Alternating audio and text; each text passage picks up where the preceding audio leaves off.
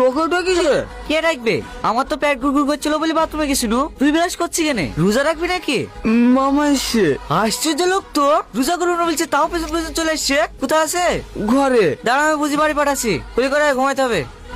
মামা, আসসালামু আলাইকুম রহমতুল্লাহি ওয়া বারাকাতুহু। হে বসো বাপ। খেলাম মামা, খেলাম, পেট ভরে খেলাম। সারাদিন না খেয়ে থাকতে হবে। হে দেন বোন দেন, হে শাইনকে ডিম তুলে দেন।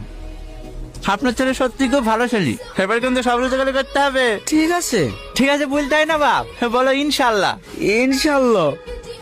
হে তাড়াতাড়ি খেলাম, খেয়ে দিয়ে আমার নামাজ পড়তে যেতে হবে। নামাজ পড়তে কি করে যাবো মামা? আমার জামা কাপড় কাছে আসে নাকি? ও চিন্তা করতে হবে না, আমি তোমার লেগে পাঞ্জাবি কিনে এসছি। তুমি খেলাও, খেয়ে নতুন পাঞ্জাবি পরে অজু করে লিও। তোমার জামা কাপড় কাছে আছে তো?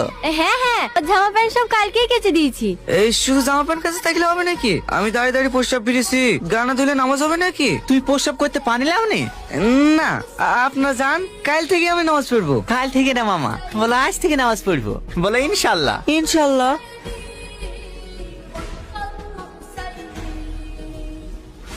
গোসল করে খুব ভালো লাগছে না মামা? লাগছে। হ্যাঁ, এই গোসল করলে শুধু শরীর না, মনটা ফ্রেশ হয়ে যায়।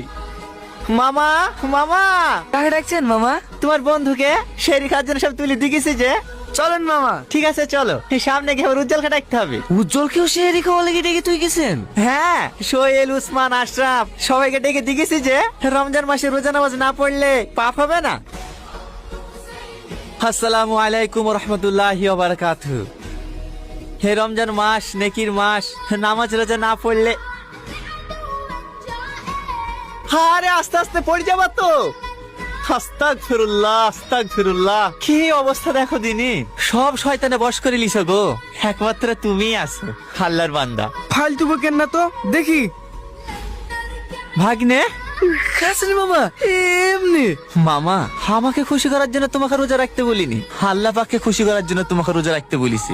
এই দুনিয়াতে আমরা দুদিনের জন্য এসেছি, যেখানে আমরা চিরকাল থাকবো সেখানে আমরা কিলি যাব। জীবনের সবচাইতে বড় সত্যি কি জানো মামা? মৃত্যু। আর এই মৃত্যুকেই দুনিয়ার মোহমায় পড়ে আমরা ভুলে যাই। তোমাদেরকে জোর করে না খেয়ে আমি অনাহারা রাখতে পারবো, কিন্তু রোজা করাতে পারবো না।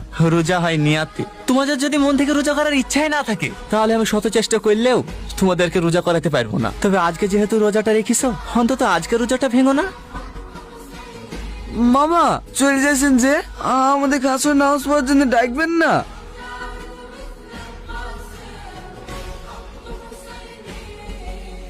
আসসালামু আলাইকুম। এ দাও দাও দাও দাও দাও, তোমাদেরকে রোজা করার জন্য কিছু বলবো না। চলো ইফতারটা করে আসি। কিন্তু আমরা তো রোজাই না।